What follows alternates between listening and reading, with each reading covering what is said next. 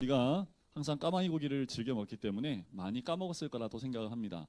바로 그 다음 주에 한 것도 아니고 2주 전에 한 거기 때문에 벌써 옛날이요. 네, 됐지요? 자, 장제목만 한번 보고 갈게요. 1장은 어떤 내용이 나왔던가요? 족보 이야기와 예수님의 탄생 이야기가 나왔었죠. 2장은요. 이동하는 동방박사 이야기가 나오는 것이 2장입니다. 3장은요. 셋이니까 세례 요한과 예수님의 사역이 시작하는 장이 3장이지요. 사역을 시작하시면서 예수님이 뭐부터 받으세요? 시험을 받으시죠.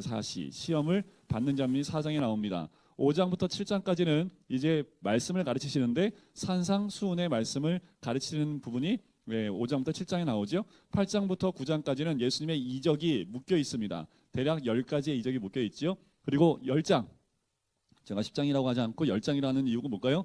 뭘 열어요? 전도문을 열어야 되니까. 누구를 파송해요? 제자들을 둘둘 짝지어서 파송하는 파송장이 10장입니다. 그래서 10장은 파송하는 제자들에게 파송하면서 여러 가지 유의사항을 알려주는 것, 그것이 10장의 내용입니다. 자, 11장은 이런 내용이에요. 일일이 질문하는 장. 세례 요한이 예수님한테 감옥에 있으면서 하나하나 물어봐요. 그래서 일일이 물어본다. 그래서 11장입니다. 일일이 물어본다. 그래서 11장은 그냥 이렇게 생각하시면 돼요. 질문하는 장이다. 어떻게 질문한다고요? 일일이 질문한다고요. 그래서 11장이 나와요. 자, 세례 요한이 뭘 질문하냐 하면 오늘 11장 보세요. 2절에 보니까 요한이 옥에서 그리스도께서 하신 일을 듣고 제자들을 보내서 이렇게 묻습니다. 3절에 오실 그이가 당신이 오니까 우리가 다른 일을 기다리오리까 라고 묻지요. 자, 세례 요한이 예수님 봤을 때 이분이 메시아라는 걸 알았을까요? 몰랐을까요? 이게 질문하면 항상 모두들 그냥 눈을 눈 안 마주치시려고. 우리 3장 보시면 3장에서 세례 요한 예수님이 딱 나오니까 뭐라고 그래요? 세례 받으러 딱 나오실 때 일로 와 내가 세례 줄게 이렇게 얘기해요? 아니면 내가 당신에게 세례를 받아야 할 텐데 어떻게 당신이 내게 옵니까? 이렇게 얘기를 하죠. 그 말은 뭐예요? 예수님이 곧 메시아임을 세례 요한이 안 거예요? 모르는 거예요? 알았다는 얘기죠. 근데 이건 뭐예요 그러면? 당신이 그 사람 맞아요? 아니면 다른 사람이 또 와야 됩니까? 이 질문은 또 뭡니까? 뭔가 좀 이상하지 않으세요? 제가 이상하다고 하니까 이상하죠. 그죠? 그전에는 모르고 그냥 지나갔을 텐데 3장에서는 분명히 세례 요한이 예수님이 메시아임을 알았는데 11장에 와서는 오실 그이가 당신 맞습니까? 아니면 다른 일을 우리가 또 기다려야 됩니까? 왜 이런 질문을 했을까? 라는 물음표를 던져야 된다는 거지요. 세례 요한이 뭔가 헷갈렸죠? 그죠? 그러니까 이런 질문을 했겠죠. 그래서 예수님도 6절에 보면 나로 말미암아 실족하지 아니하는 자는 복이 있다라고 얘기를 합니다. 그 말은 뭐예요? 예수님 때문에 실족한 사람이 있다는 얘기예요? 없다는 얘기예요? 있다는 얘기입니다. 지금 현 시대에도 이 믿음 때문에 실족하는 사람들이 있기 마련입니다. 그런 세례 요한이 분명히 세례 받음과 동시에 하늘의 소리와 성령의 비둘기같이 오는 것, 내려오신 것 다 보았고 들었는데 왜 헷갈렸을까라는 거예요. 그 근거를 어디에 두냐 하면 3장에 보면 바리새인과 사두개인한테 뭐라고 얘기를 합니까? 이 독사의 자식들아, 너희들 이제 심판이 준비되어 있는데 그분이 오시면 키질하고, 그죠? 도끼가 이미 나무 뿌리에 놓여 있으니까 너희들이 이제 그분은 죽었어. 심판의 메시지. 그분이 오면 심판하실 것이라는 메시지를 하나 가득 던져놨어요. 근데 예수님 오셨잖아요, 그죠? 그러니까 다니시면서 지금 심판하고 계십니까? 아니면 복음을 선포하고 계십니까? 둘 중에 하나인데도 대답을 안 하세요. 예스 노로 제가 할 수 있도록 질문을 할게요. 자, 그러면 복음을 전하기 시작하셨잖아요, 그죠? 그러니까 지금 세례 요한이요. 심판을 선포를 했는데 예수님이 복음을 선포하니까 뭐가 안 맞죠? 분명히 자기가 알고 있는 메시아는 심판의 메시아로 알고 있는데 그분이 오셨는데 심판의 메시지가 아니라 구원하는 복음의 메시지를 전하고 있는 거죠. 그러니까 뭐예요? 당신이 그 사람 맞습니까? 아니면 우리가 다른 일을 또 기다려야 됩니까? 라고 질문을 할 수밖에 없는 거예요. 그런데 이 세례 요한이 얘기했던 게 맞죠. 왜요? 예수님은 결국 심판의 주잖아요. 그죠? 다시 재림하시게 됐을 때 재림의 주는 심판의 주로 오십니다. 초림 때는 우리에게 구원을 선포하는 복음이 선포되는 거지요. 세례 요한이 정확하게 예수님에 대해서 알지 못했기 때문에 이런 질문을 합니다. 여러분, 그래서 우리가 말씀을 가까이 해야 될 이유는 우리가 10년, 20년, 30년을 교회 다녀도 말씀을 제대로 알지 못하면 구원 받았어요? 왜 물어봐 그걸? 구원 받았어요? 받았지. 몇 날 며칠 몇 시에 받았어요? 글쎄, 그거 안 받았네. 그런가? 이렇게 10년, 20년 다녀도 신천지가 처음 접근할 때 이렇게 접근하거든요. 구원파가 또 이렇게 접근을 해요. 구원 받았으면 다시 태어난, 우리 태어날 때 여러분들 몇 날 며칠에 태어난지는 아시죠? 근데 부모님은 우리 아이들이 몇 시까지 태어난지 대충 다 알고 계세요, 그죠? 근데 우리는 잘 몰라도, 그러니까 우리가 태어난 시간까지 정확히 알고 있는데 어떻게 당신이 구원받은 그 날과 시와 초를 모르냐, 이렇게 얘기하면 맞는 것 같아요, 그죠? 끄떡이는 분 없어서 내가 너무 감사해요. 네. 말씀을 모르면 이런 아주 기본적인 질문 가운데 우리가 흔들릴 수 있다라는 거지요.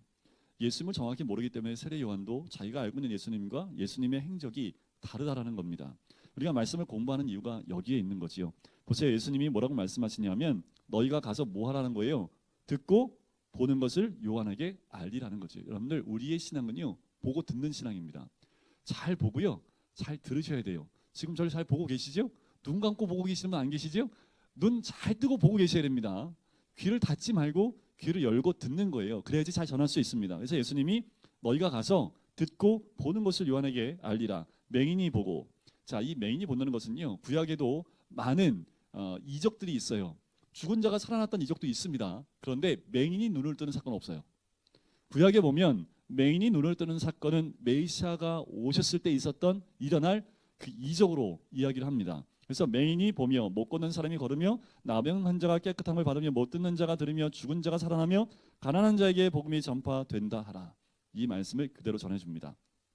그러 누구든지 나로 말미암아 실족하지 아니하는 자는 복이 있도다 하고 그 제자를 돌려보고 난 다음에 예수님이 이 세례 요한에 대한 평가가 나오는데요, 그 평가가 11절에 나옵니다. 참 중요합니다. 세례 요한을 이렇게 평가하는 거지요. 내가 진실로 너희에게 말하노니 여자가 낳은 자 중에 세례 요한보다 큰 이가 일어남이 없도다. 그러니까 세례 요한이 어떤 사람이에요? 우리 다 나중에, 그러니까 어머니를 통해서 낳았잖아요, 그죠? 다. 근데 그 중에 최고가 누구라고요? 세례 요한이다. 세례보다 더 큰 이가 없다. 그러나 천국에서는, 하나님 나라에서는 극히 작은 자라도 그보다 크니라. 이게 무슨 말씀입니까? 세례 요한이 크단 얘기입니까? 작단 얘기입니까? 도통히 헷갈리지 않으세요? 여자가 낳은 자 중에 이보다 더 큰 이가 없어요. 그런데 하나님 나라에 가면 극히 작은 자보다 극히 작은 자라도 그보다 크다. 이건 작다는 얘기예요? 크다는 얘기예요? 무슨 얘기예요? 크다는 얘기예요? 작다는 얘기예요? 자, 요 말씀이 무슨 의미냐면 이런 거예요. 그러나라는 중심을 두고요, 앞부분은 구약을 의미합니다. 자, 세례 요한은 예수님이 오시는 그 길을 낸, 다리를 연결한 사람이지요. 구약과 신약을 연결하는 사람이라고 보시면 되고요. 아직 세례 요한은 복음을 온전히 받아들이지 못했기 때문에 어디 속한 사람? 구약에 속한 사람. 그래서 구약을 표현할 때 여자가 낳은 자 중에 세례 요한보다 큰 이가 없다. 복음이 오기 이전의 세상 가운데에서는 세례 요한보다 더 큰 이가 없다라는 거예요. 세례 요한이 선지자 역할을 감당했지요. 왜 큰 자이냐 하면 복음이신 메시아이신 예수님이 오는 길을 준비했기 때문에 구약에선 제일 큰 자일 수밖에 없습니다. 그러나 천국은 누가 들어가요? 복음을 가진 자가 들어가죠.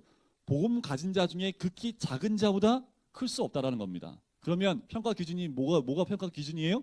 크고 작음은 복음이 있냐 없냐라는 거지요. 근데 세례 요한은 복음이 없는 곳에 있는 곳도 아닌 어정쩡한 곳에 있는 거예요. 그런데 복음에, 구약에 있는 사람들보다는 복음에 가까이 있지요. 왜요? 예수님을 소개했으니까. 그래서 구약 가운데는 가장 큰 자이지만 신약 가운데 왔을 때는 온전한 복음 가운데 있는 우리 아이들보다 크지 못하다는 겁니다. 이게 그 말씀이에요. 자, 12절 보세요. 세례 요한의 때부터 지금까지 천국은 침노를 당하나니 침노하는 자는 빼앗느니라. 이게 뭔 말이에요? 땅 따먹기예요, 천국이? 오늘도 천국 좀 뺏으셨습니까? 어떻게 하면 천국 뺏는 겁니까 도대체? 어떻게 하면 그 천국을 좀 뺏어서 내 땅 만들어요? 이 사고 자체가 무슨 사고예요? 세상적인 사고예요. 우리는 땅 하면 뭐예요? 요 땅, 그죠? 네, 요 땅. 어느 집을 저번에도 말씀드렸지만 신방했더니 지금 이 집 가운데 안방만 내 땅입니다. 그러시는 거예요. 그럼 나머지는 뭐예요? 그거는 은행 땅입니다. 그래서 네, 1년 뒤에 한번 또 가서 땅이 어디까지 확장되셨나요? 지금 화장실까지는 제 땅으로 갔습니다. 그러니까 우리 이 땅에서의 그 개념은 뭐예요? 땅 따먹기예요. 눈에 보이는 내가 살고 있는 땅이 내 땅이냐 네 땅이냐. 그럼 천국은 어떨까요? 세례 요한의 때부터 지금까지 천국은 침노를 당하고 있고, 그럼 천국은 어떻게 침노하는 겁니까? 자, 이런 부분에서 우리가 왜 예수님이 이렇게 말씀하셨냐 하면 우리의 사고 자체가 이런 설명을 하지 않으면 천국을 이해할 수 없기 때문에 우리의 마음에 맞게끔 우리가 이해할 수 있게끔 예수님이 천국은 침노를 당하고 있고 침노하는 자는 지금도 빼앗는다라는 그 말씀을 하는 거지요. 어떻게 천국을 침노할 수 있습니까? 어떻게 하나님 나라를 침노할 수 있을까요? 그 기준은 복음밖에 없습니다. 복음이 내 삶에 들어와서 복음의 삶을 사는 자에겐 그 천국은 이미 침략의 대상이 된 거죠. 자, 예를 들면 이런 거예요. 여기가 예수님 믿지 않는 분들이 계세요. 그죠? 여기는 다 예수님 믿으세요. 그러면 여기서 이 땅 따먹어야 될 거 아니에요. 그죠? 그럼 어떻게 해요? 너 네가 가서 좀 해. 네가 가서 좀 해. 이게 아니라 경쟁적으로 이분들을 구원하기 위해서 막 가서 구원을 하는 거지요. 그러면 이 땅이 누구 땅이 되는 거예요? 하나님 땅 되는 거죠. 천국이 되는 겁니다. 천국은 죽어서 저 가는 하늘나라가 아니라 천국은 이곳을 의미하는 거예요. 자, 여기는 예수를 믿는 복음 가운데 있는 분이기 때문에 여기는 천국입니다. 아멘 하셔야죠. 네, 일부러 여기만 이렇게 해드린 건데 아멘 하셔야죠. 아멘이시죠, 그죠? 근데 여기서 아직 복음이 들어가지 않으면 여기는 아직 천국이 된 거예요, 안 된 거예요? 안 된 거지요. 그럼 이곳을 천국을 만들기 위한 방법은 뭐밖에 없어요? 복음이 들어가는 방법밖에 없지요.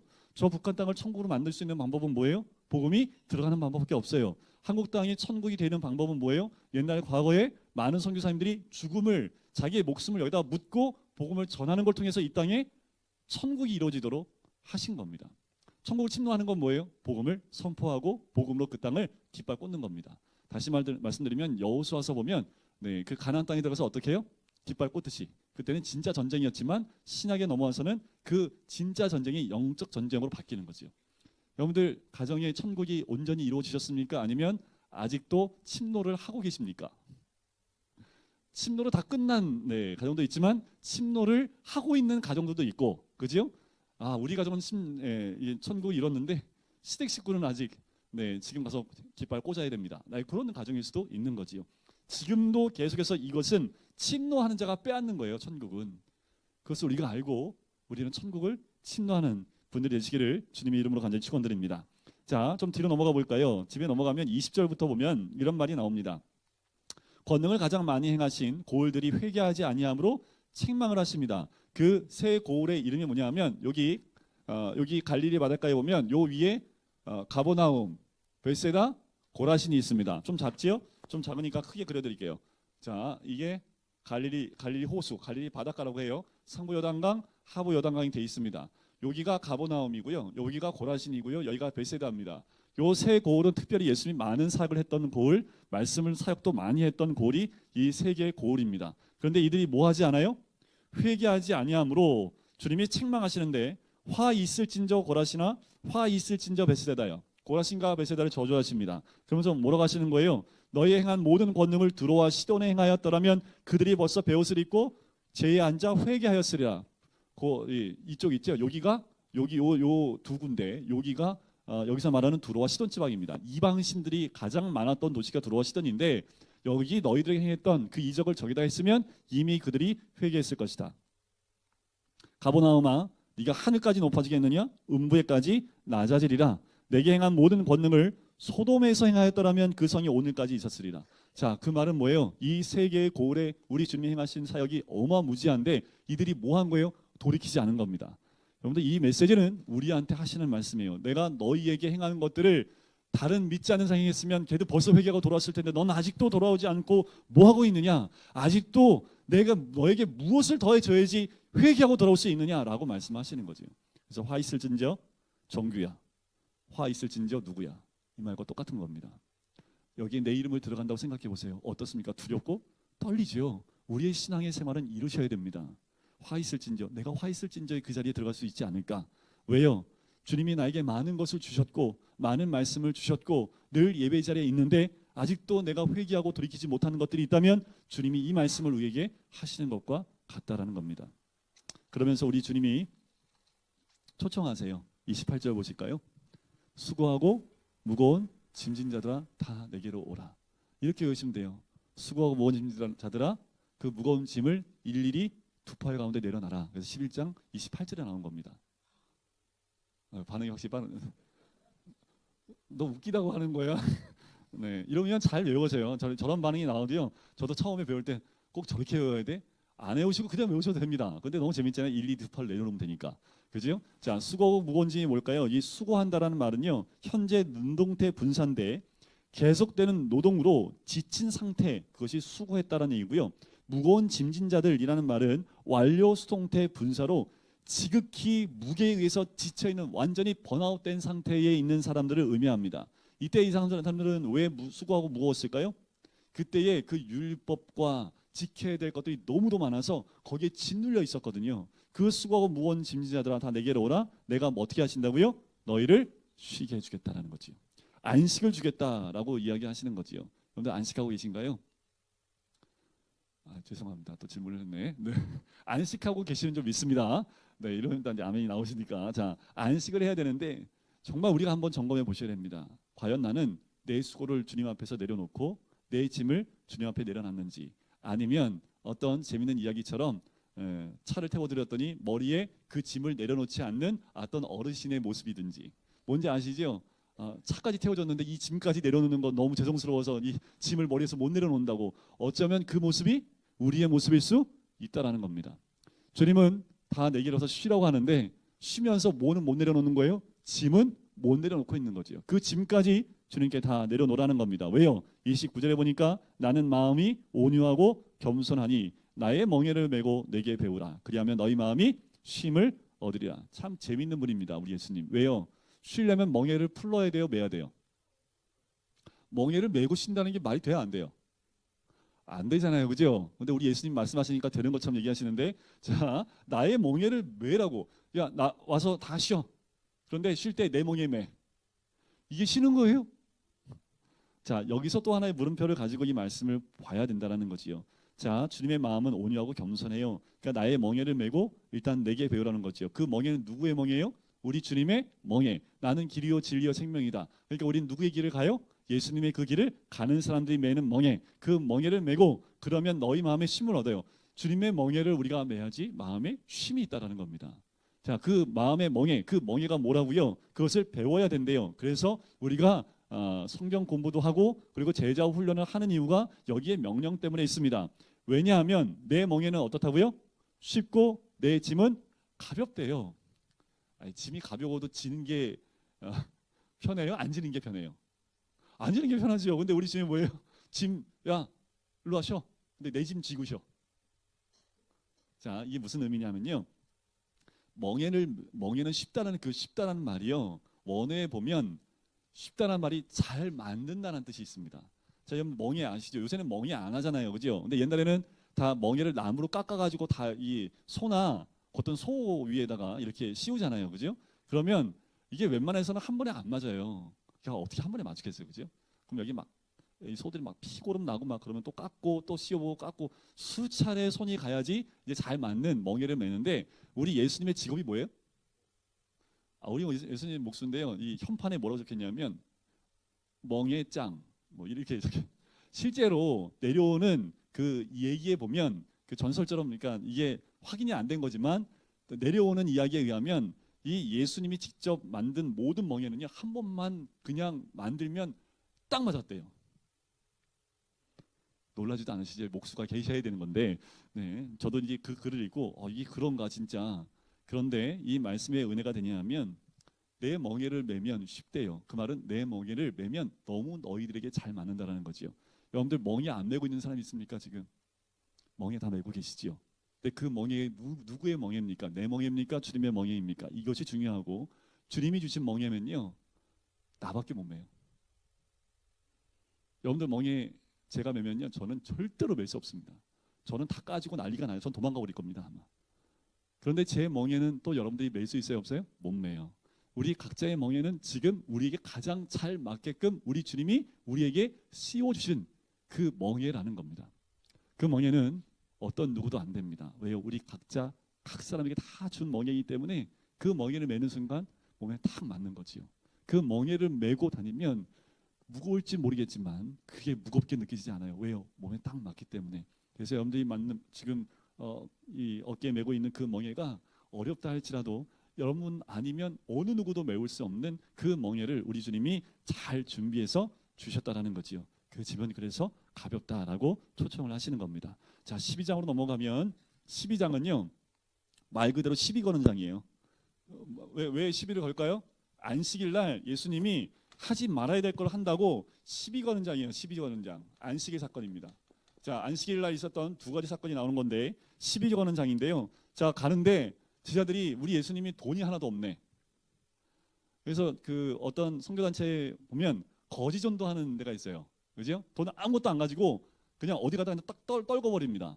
그리고 알아서 전도하고 오는 거예요. 근데 그걸 이제 예수님이 하셨던 그 전도법을 그대로 하는데 예수님이 돈이 없잖아요. 그죠? 그러니까 제자들이 배고프니까 어떻게 한 거예요? 1절에 12장 1절에 보니까 안식일에 밀밭 사이로 가실새 제자들이 시장에 이삭을 잘라 먹어요. 이 큰 죄진 겁니다. 이게 돌에 맞아 죽을 죄거든요. 이게. 자, 무슨 죄인지 알려드릴게요. 안식일에 금한 죄가 있는데 지금 이들이 쭉 가면서요 시장에서 밀밭에서 밀을 쑥 따다가 밀을 쑥 따갖고 비비잖아요. 그죠? 뭐 완벽하게 안 해요. 막 비비잖아요. 그죠? 그리고 툴툴 털어서 입에다가 넣어서 씹어서 먹었잖아요. 그죠? 4가지 죄진 거예요. 이게. 첫 번째가 뭘까요? 이게 쓱 하면 이게 뭐 한 거예요? 열매를 딴 거죠. 수확죄입니다. 수확죄. 그리고 이걸 막 비비면 이건 무슨 죄예요? 막 비비면 뭐 한 거예요? 키질죄. 이게 타작죄. 그리고 호 불면 이게 키질죄. 그리고 먹은 건요 음식 준비한 죄. 4가지 죄에 걸려요. 자, 안식일 날 29가지의 죄가 있습니다. 그 죄에 걸리면 안식일 날 다 죽어요. 그래서요 안식일 날 여인네들이요 여기다가 바늘 모르고 꽂고 다니잖아요. 큰일 납니다. 돌에 맞아 죽어도 뭐라고 하면 못해요. 자, 안식일 날 가지고 갈 수 있는 무게가 어느 정도 무게냐면요. 여러분들 무화과 나무에 꽃 있죠? 무화과 나무 그 열매 위에 나는 그 꽃을 말려요. 말린 그 2송이 무게만큼은 가능합니다. 이게 정해져 있어요. 그러니까 얼마만큼 무게가 가능하냐, 운반할 수 있느냐, 안식일 날 걸을 수 있는 키로수가 정해져 있습니다. 2km 이상은 걸으면 안식일 범한 거예요. 별의별 걸 다 정해놨죠, 그죠? 자, 그러니까 바로 이 제자들은 그 죄를 졌는데 바리새인들이 묻는 거지요. 그러면서 예수께서 대답을 합니다. 자, 안식일 하지 못할 죄를 졌는데 했더니 3절에 다윗이 자기와 함께한 자들에게 시장할 때 한 일을 너희가 알지 못하느냐 하면서 그 안에서 제사장들만 먹게 되는 진선병을 먹지 않았느냐 하시면서 하신 말씀이 6절 중요합니다. 내가 너희에게 이르노니 성전보다 더 큰 이가 여기 있느니라. 성전보다 더 큰 이가 여기 있느니라. 나는 자비를 원하고 제사를 원하지 아니하노라. 8절 인자는 안식일의 주인이라. 이것이 우리 예수님이 선포한 메시지입니다. 안식일의 주인 누구예요? 우리 주님입니다. 자, 마가복음을 한번 잠깐 넘어갈게요. 우리가 마가복음을 계속 보고 있지만 마가복음 2장에 보면 요 마태복음에 없는 말씀 한 구절이 더 들어가 있습니다. 그것만 잠깐 보고 넘어가도록 할게요. 2장에 넘어가시면 2장 27절 보세요. 똑같은 안식일날 밀이삭을 자르는 사건인데 자, 여기에만 나오는 마가복음에 나오는 건데 2장 27절에 보면 안식일이 사람을 위하여 있는 것이요 사람이 안식일을 위하여 있는 것이 아니다라는 거죠. 안식일이 사람을 위하여 있는 것이지 사람이 안식일을 위하여 있는 것이 아니다라는 거지요. 안식일에 먼저 제정됐을 때는 그런 의미가 아니었는데 안식일을 너무 철저히 지키다 보니까 지금 어떻게 한 거예요? 사람이 안식일을 위해서 존재하는 것처럼 바뀌어 버렸다라는 거지요. 그래서 지금도요 안식일 지키는 유대인들 가면요 밤에 해 떨어지기 전에 불을 다 켜놔요. 온 집에. 그리고 불을 내리질 못해요. 내리면 노동이니까. 그리고 우리 어머니들은요 이만한 드럼통에요 음식을 준비해 놓고요 가장 약한 불로요 계속 불을 떼요. 왜요? 불을 끄면 안 돼. 불을 켜도 안 돼. 그래서 24시간 불을 떼놓습니다. 먹긴 해요. 씻진 않습니다. 그래서 어떤 사람은요 뒷동산에 들어가서 땅을 파요. 그 3일치 3끼 음식을 가지고 그 구덩이 속으로 들어갑니다. 그래서 거기서 안 나와요. 죄질까 봐. 그런 사람들이 아직도 있다라는 거지요. 그만큼 안식일 철저히 지켰습니다. 자, 10절을 보실까요? 다시 우리 본문으로 넘어가서 마태복음 12장 10절에 보면 한쪽 손 마른 사람이 있습니다. 자, 이 다른 말씀에 보면 누가복음 6장에 보면 오른손 마른 사람이라고 정확히 나옵니다. 아마도 이 사람은 학자들이 하면 석공이었을 거라고 생각을 해요.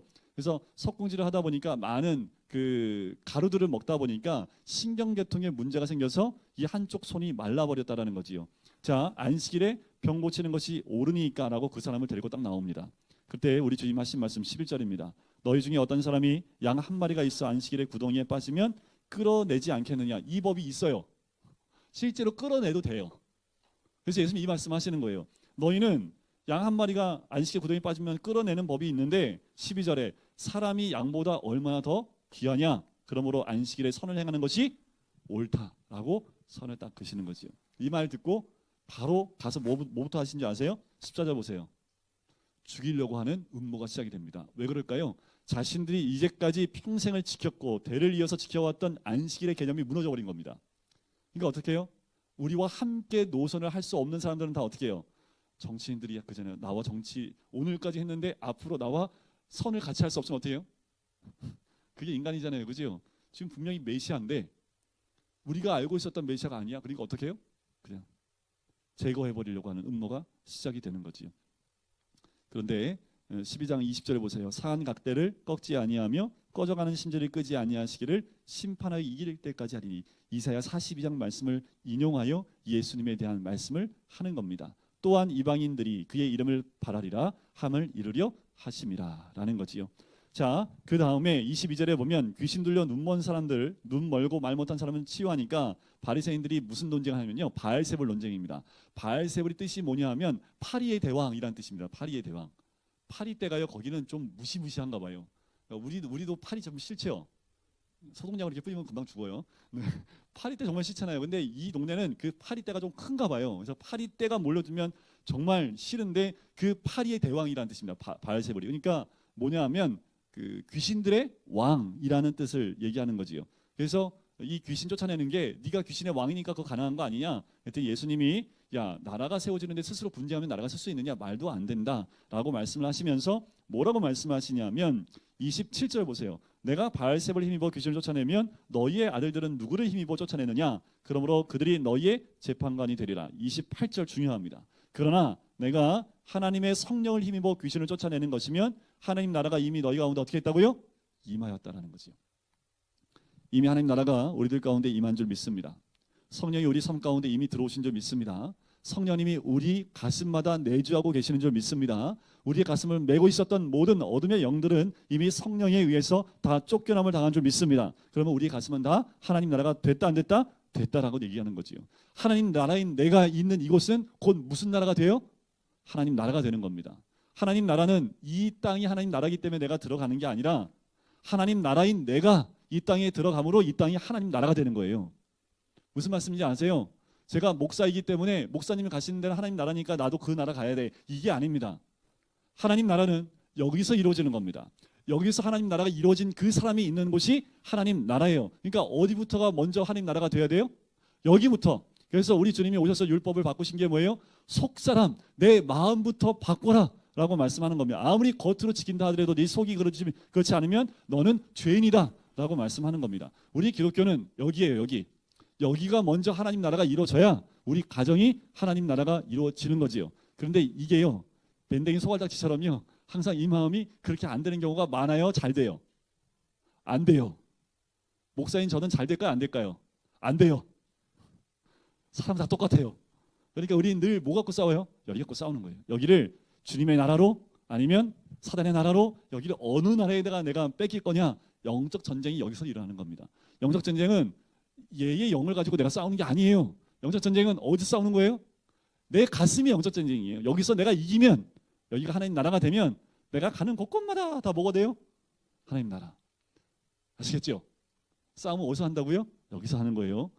싸움은 옆에 사람 하지 마세요. 자, 하나님 나라가 이미 임했다라고 하죠. 여러분들이 가장 중요한 31절입니다. 여러분들 많이 헷갈리는 말씀이에요. 성령을 모독하는 것은 사심을 얻지 못하게 한다. 이거 제가 여러분들을 벌벌 떠게 할 수 있는 방법 중에 하나는 뭐냐면요, 말 안 듣시잖아요, 제 말. 그러면 목사님 말 안 들으면요, 성령 회방죄 너 용서 못 받아. 그러면 성도님들 어떻게 될까요? 벌벌 떨기 시작을 합니다. 그러니까 그 말은 뭐예요? 너 목사 말 잘 들어. 이 말로 들리잖아요. 전혀 아니라는 거 아시면서도 그 말 들으면 괜히 찜찜하시지요. 그 말이 아닙니다. 성령 회방하는 죄, 성령을 모독하는 죄는 사심을 얻지 못해요. 그러면 성령 모독하는 게 도대체 뭐예요? 뭐가 성령 모독하는 겁니까?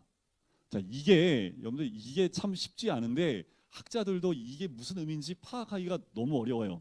자, 성령 회방죄는 용서받을 수 없는가? 우리 주님이 우리 모든 죄를 다 용서하고 십자가를 못 박히셨는데 받지 못할 죄가 어디 있습니까? 그죠? 근데 우리 예수님이 용서받지 못할 죄가 이거래잖아요. 그럼 우리가 이 죄 걸리면 어떻게 해? 이 죄 걸리면 어떻게 해요? 오늘부터 이 죄 안 짓기 위해서 여러분들 성령 회방죄 안 하는데 혹시 남편하고 대화하다가 내가 성령을 모독하는 죄 지는가? 이러면 우리 어떻게 삽니까? 그죠? 자, 사람이 이 성령을 모독하는 지형이 되면요, 하나님 믿을 수가 없습니다. 여러분들 예수 믿으세요? 안 믿으세요? 손 들어보세요. 예수 믿으시는 분. 여러분들은 성령 회방죄를 지을 수가 없는 거예요. 왜요? 예수 믿으니까.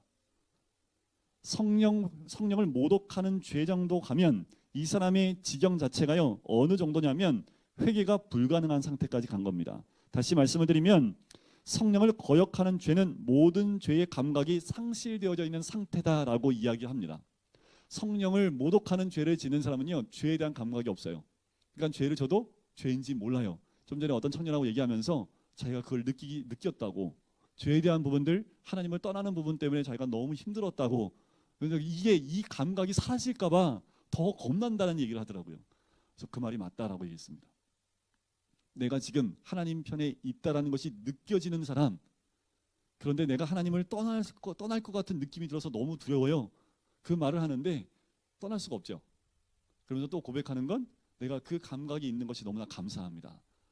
근데 좀 두렵고 떨리고 두렵고 지금 걱정도 돼요. 막 이런 얘기를 하더라고요. 예, 그 말이 맞아요. 우리는 늘 어떻게 해요? 내 죄에 대해서 민감하셔야 됩니다. 무슨 말씀인지 아시겠지요? 자, 우리는 항상 하나님께 마음을 둠을 통해서 감각이 무뎌지거나 흐려지지 않도록, 영적 귀머거리가 되지 않도록 정신 차리고 있어요. 마지막 때가 가까이 올수록 사단은 우리의 귀를 막고 우리의 감각을 무디게 한다라는 겁니다. 자, 마지막 때가 가까이 올 때에 우리 주님은 이렇게 말씀을 하십니다. 자, 뒤로 넘어가 보시면 악한 세대가 표적을 구한다고 얘기하지요. 39절을 보세요. 악하고 음란한 세대가 표적을 구하나 선지자 요나의 표적밖에는 보일 표적이 없느니라. 뭔가 좀 보여달라고 하는 사람들 있죠. 절대로 봐도 안 믿습니다. 속지 마세요. 뭘 봐야지 믿는다라는 사람은요 봐도 안 믿어요. 믿는 건 보여서 믿는 것이 아니라 믿어지기 때문에 보여지게 되는 거지요. 그래서 예수님이 요나의 표적밖에는 보일 것이 없다는 거죠. 요나의 표적은 뭡니까? 뱃속에 들어갔다 사흘 만에 나오는 것. 이것은 곧 예수님의 십자가 사역을 의미하는 거지요. 그래서 41절 끝에 보면 요나보다 더 큰 이가 여기 있으며 42절 끝에 솔로몬보다 더 큰 이가 여기 있다라고 예수님이 말씀하시는 거지요. 자, 50절 보세요. 누가 내 형제요 자매요 어머니입니까? 누구든지 하늘에 계신 내 아버지 뜻대로 하는 자가 내 형제요 자매요 어머니이니라 라는 거지요. 자, 옆에 어머니 좀 보세요. 어머니 좀 보시고, 형제도 한번 보시고, 자매도 한번 보시고, 우리가 왜 형제 자매요, 왜 형제님 자매님이 하는지 근거 여기 나오는 거지요. 하늘에 계신 내 아버지의 뜻대로 하는 사람들은 다 한 형제, 한 자매, 어머니다라는 겁니다. 그래서 우리 믿음 안에 들어오면 혈통이 바뀌어요. 그죠? 혈통이 바뀌는데 우리 족보상에 쭉 올라가면 누가 계세요? 예수님이 계시는 거지요. 한 혈통 가운데 우리는 안 거지요. 이 유대인들이 가장 중요시하는 게 혈통인데 우리 한국 사람이 가장 중요하게 생각하는 게 뭐예요? 너 몇 대 손이야? 네? 이런 거 물어보잖아요. 이제 지금은 이제 그런 건 잘 안 물어보는데 우리도 이 혈통을 중요하게 생각하는데 이스라엘 민족은 특별히 아브라함의 혈통을 굉장히 중요하게 생각을 합니다. 우리는 뭐가 중요해요? 예수의 혈통이 중요하지요. 자, 우리는 그렇게 한 형제와 자매와 어머니가 됐습니다. 그 모든 사람들을 데리고 우리 주님이 어디로 가냐면 13장은 열쇠가 있네. 그죠? 이 열쇠는 뭐 할 때 필요해요? 천국 갈 때 필요하잖아요. 그죠? 천국 비유가 나오는 곳, 그것이 13장입니다. 열쇠가 필요하죠. 열쇠. 자, 7가지 비유가 나와요. 7가지. 그걸 다 풀려면 오늘 밤새야 돼요. 그래서 밤새는 거 싫으시잖아요. 그죠? 그래서 첫 번째 씨 뿌리는 비유만 간단하게 보고 13장은 넘어가 보도록 할게요. 자, 씨 뿌리는 비유의 해설에 대한 부분, 그 부분이 뒤쪽에 13장 8절에 나옵니다. 18절. 그런즉 씨 뿌리는 비유를 들으라. 자, 밭이 몇 개가 있어요? 밭이 4개가 있어요. 어떤 기도가족 이렇게 외우시면 돼요. 기도가족 그러면 4가지 밭이 나옵니다. 길가밭, 이거는 뭐예요? 돌짝밭, 가시떨기밭, 좋은 밭. 이렇게 외우라고. 그럼 다 연결이 되잖아. 하도 못 외우니까. 기도가족 해가지고 그냥 길가밭. 자, 하나는 길가밭이에요. 자, 길가밭에 어떤 씨는 돌짝밭에, 어떤 씨는 가시떨기밭에. 왜 이런 일이 있냐면 우리 한국은 밭을 읽으면 어떻게 됩니까? 네모 반듯하죠. 우리나라 사람들은 네모 반듯해요. 선비 사상이 있어갖고 유교 사상이 있어갖고 하여튼 뭘 해도 네모 반듯하게 딱딱딱 맞추잖아요. 근데 이 땅 가면요 머리서 보면 저게 밭인지 아닌지를 구분을 못해요. 그래서 씨를 뿌릴 때 우리는 어떻게 해요? 우리도 네모 반듯하게 하면서 이렇게 뿌리잖아요. 여기도 똑같아요. 그냥 뿌려요. 경사면에 이쪽은 밭, 이쪽은 길가밭. 전혀 구분이 안 돼요. 밭을 읽은 사람만 알아요. 여기는 돌멩이가 많은 밭, 여기는 가시덤불이 있는 밭. 그런데 좋은 밭에만 이렇게 못 뿌리잖아요. 그죠? 밭이 곳곳에 있기 때문에 어떻게 여기서 쭉쭉 뿌립니다. 그러면 어떤 씨는 좋은 밭, 어떤 씨는 돌짝밭, 어떤 씨는 길가밭 이런 데 막 떨어지는 거예요. 그 모습이 지금 예수님이 이 비유를 할 때 멀리서 그렇게 하고 있는 거죠. 돈이 좀 있는 사람은 어떠냐면요. 나귀에 씨 푸대를 얹혀 놓습니다. 그리고 씨 푸대의 밑을 빵꾸를 푹 내요. 그리고 당나귀를 데리고요. 이게 끌고 다녀요. 이렇게 끌고 다녀요. 이렇게 왔다 갔다 끌고 다니면 거기서 이게 씨가 뚝 떨어지면서 뭐 좋은 밭에만 떨어지겠습니까? 각각 거의 다 떨어지는 거지요. 자, 그런데 자, 길가밭에 떨어졌다는 말이 뭐냐면 19절에 나오죠. 아무나 천국 말씀을 듣고 깨닫지 못할 때는 자, 씨가 뭐예요? 천국 말씀이에요. 자, 깨닫지 못할 때는 악한 자가 와서 그 마음에 뿌려진 것을 빼앗나니 이는 곧 길가에 뿌려진 자요라는 거지요. 자, 여기서 보면 천국 말씀을 깨닫는다는 뜻. 자, 이게 굉장히 중요한데 천국 말씀을 듣고 깨닫지 못하는 사람과 깨닫는 사람의 차이점을 얘기합니다. 자, 이 길가밭은요, 씨가 뿌려지면 씨가 뿌리를 내릴 수 있어요, 없어요? 못 내리죠. 그러니까 새들이 와서 쪼아 먹습니다. 또 하나가 나와요. 20절에 돌밭에 뿌려졌다는 것은 말씀을 듣고 즉시 기쁨으로 받되라는 거지요. 그런데 그 속에 뿌리가 없어 잠시 견디다가 말씀을 하면 환난이나 박해가 일어날 때 곧 넘어지는 자요. 뭐냐면 여러분들 씨앗이 떨어졌는데 밑에 돌멩이가 있어요. 근데 돌멩이 위에 이 정도 흙이 있는 거예요. 그래서 햇빛이 내리쬐면 밑에 돌멩이가 있으니까 어떻게 해요? 그 부분은 더 어떻게 할까요? 온도가 조금 높겠지요. 그죠? 물만 좀 주면 바로 잘 발화하겠지요. 근데 발화를 하는데 뿌리가 내려갈 수 있어요, 없어요? 내려갈 수 없어요. 그러니까 뿌리가 깊이 못 내려가니까 바람 불면 넘어져요, 안 넘어져요? 넘어져요. 그게 돌짝밭입니다. 자, 이 사람들은 알아요, 몰라요? 자, 수련회에 보면 이 사람들은 말씀을 듣고 즉시 기뻐하지요. 그래서 우리 한국 사람들 이렇게 표현하는 건 정말 저도 싫은데 우리 한국 사람들을 뭐라고 표현합니까? 그 냄비, 냄비가 생각 안 났는데 뭐 막 했다가 좀 지나면 싹 까먹는. 신앙도 뭐 좋으면 우와 좋다가 내일 가면 이렇게 가고 이게 돌짝밭 신앙이라는 거예요. 뿌리가 깊게 안 내리니까 받을 때 너무 좋아. 그래서 막 방방 뜨는데 바람 한번 슉 불면 바로 넘어져가지고 그 다음부터 어떻게 얼굴색이 더 달라져요. 오늘은 기뻐서 갔는데 다음 주에 왔는데 얼굴색이 달라졌어. 그럼 뭐예요 이게? 자, 22절 한번 보실까요? 가시떡이 뿌려졌다는 것은 말씀을 들으나 말씀을 듣고 깨닫긴 한데 뭐 기운이 막힌 거예요? 세상의 염려와 재물의 유혹에 말씀이 막혀서 결실을 못하는 자입니다. 그러니까 뭐가 더 센 거예요? 세상의 염려와 재물의 유혹입니다. 이 세상 염려와 재물의 유혹을 이길 사람이 한 명도 없어요. 자, 마지막은 좋은 땅입니다. 말씀을 듣고 깨닫는 자니 결실하면 100배, 60배, 30배가 되는 귀한 열매를 맺습니다. 자, 나는 좋은 밭.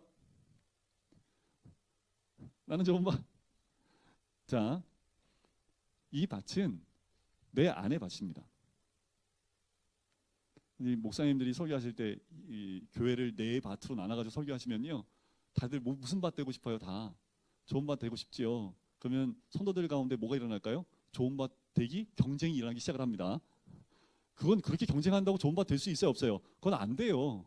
그건 되지 않아요. 여러분들 길가 밭은요, 길가를 걷어내야 됩니다. 제가 군대 있을 때요, 곡괭이질을 제가 서울에서 태어났거든요. 삽질도 한 번 안 해본 사람이 전방 가가지고요 삽질부터 배웠습니다. 삽질 배울 때 두들겨 맞으면서 배웠어요. 삽질은 그렇게 하는 거 아니야. 그래서 일단 한 대 맞고 하자. 그래서 한 대 맞고 삽질 배우고 삽을 어떻게 잡는지. 이게 겨울에 되면 눈 오면 쓰레기 자잖아요. 우리는 가을만 되면요 뭐라고 그래 이게 쌀이나무 쌀이나무를 베다가 그걸 모아서 이게 비를 만들어요. 제가 만든 거에도 수천 그루를 만들었습니다. 지금 다 까먹었는데 어떻게 만드지 그 방법도 배우느냐고 옆에서 머리 박고 있다가 하나 보고 해봐 안 되면 또 머리 박고 이걸 해가지고 만들었는데 하여튼 이 빗질하는 것도 자세가 있어요. 그러니까 삽질 곡괭이질 제가 어디 해봤겠어요? 이 몸에. 근데 군대에서 곡괭이질 했다니까요. 곡괭이를 하는데요. 이 사람들이 다녔던 길 있잖아요. 그냥 흙이에요, 흙. 근데 이게 아스팔트보다 더 단단해요. 이걸 깨는데요. 하여튼 10번을 두들겼는데 저는 10번 해도 안 되더라고요. 정말 힘센 사람은 한 3번 만에 되는데 저는 10번 해도 안 돼요. 같은 자리 또 찍고 계속 같은 자리 찍어야지 되는데 이제 찍어서 패보니까 한 이 정도의 딱딱한 그 흙층이 나오는데 그걸 딱 걷어내니까 그 안에 무슨 흙이 있어요? 아주 보들보들한 흙이 그 안에 있어요. 우리 주님이 길가밭은 밭을 만들려면 어떻게 해야 돼요? 걷어내야 됩니다. 곡괭이질이 많이 되겠지요. 그죠? 우리 마음에 길가만 있으면 어떨까요? 곡괭이질 우리 하나님이 하시겠지요.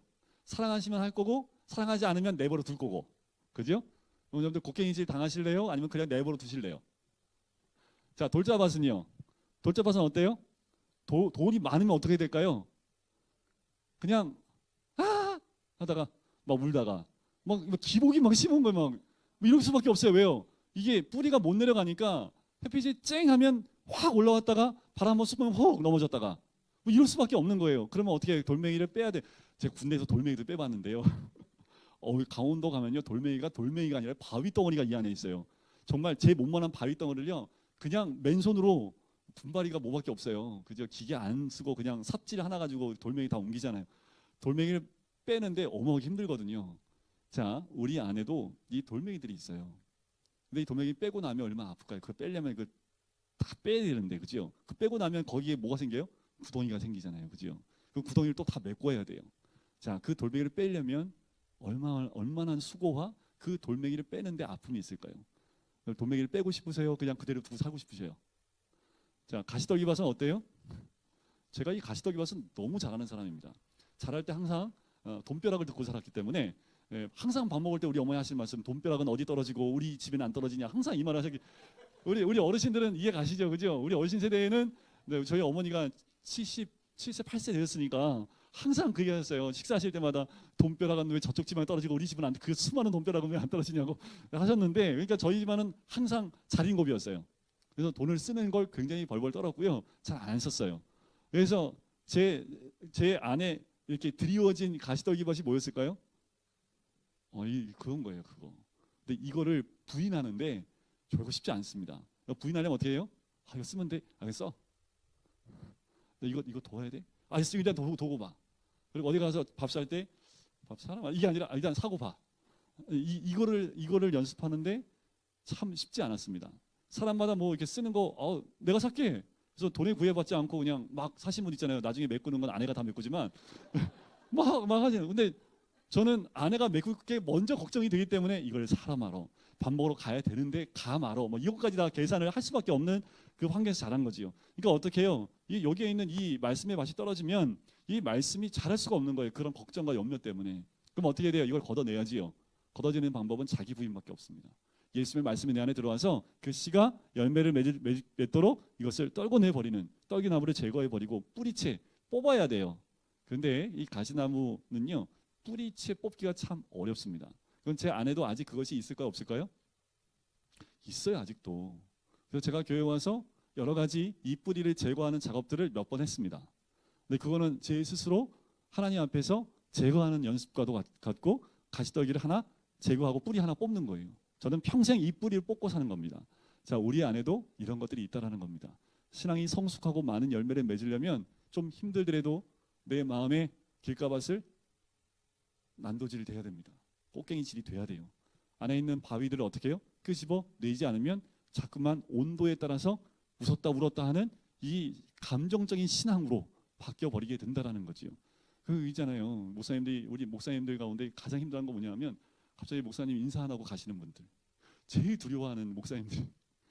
왜 그러시지? 그래서 일주일 동안 목사들이 가슴 앓이에요. 그거 아시죠? 그러니까 저보고 인사해 주세요. 네? 목사들이 가장 가슴 앓는 건 인사 안 하고 그냥 가버리시면요, 목사들은 일주일 내내 그 사람 얼굴이 떠나질 않아요. 알았지 니네들? 목사님 보면 인사 잘해줘야 돼. 그래서 우리 전도사님이 딱 오면 5층에 오면 무조건 제 방문 열고 인사를 시키더라고요. 너무 잘한 거 저희 제 마음 알기 때문에. 네. 아이들이 오면 일단은 저 인사하고 가더라고요. 우리 마음이 다 그래요. 여러분들 우리의 마음이 다 똑같습니다. 늘 우리는 하나님이 옥토밭이 되기 위해서 우리를 그렇게 인도해 가신다라는 거지요. 네, 좀 졸린 시간이어서 제가 재밌는 말을 섞어가면서 해서 많이 나가지 못했지만, 하나님 원하시는 건 우리를 무슨 밭 만들기 원하신다고요? 열매 맺는 밭, 좋은 밭 만들기 원하시는 것이 우리 주님의 마음이고 또한 우리 각자의 마음이고, 우리는 다 무슨 혈통이에요? 예수 혈통으로 묶여져 있는 가족이라는 거죠, 그죠? 무슨 혈통이라고요? 예수 혈통, 예수 혈통. 그래서 형제 자매 됐고 어머니가 된 우리 모두라는 것 꼭 기억하시고, 오늘도 주님 안에서 말씀 가운데 한 주를 예수님을 더 깊이 만나시는 이 한 주가 되시길 주의 이름으로 간절히 축원드립니다.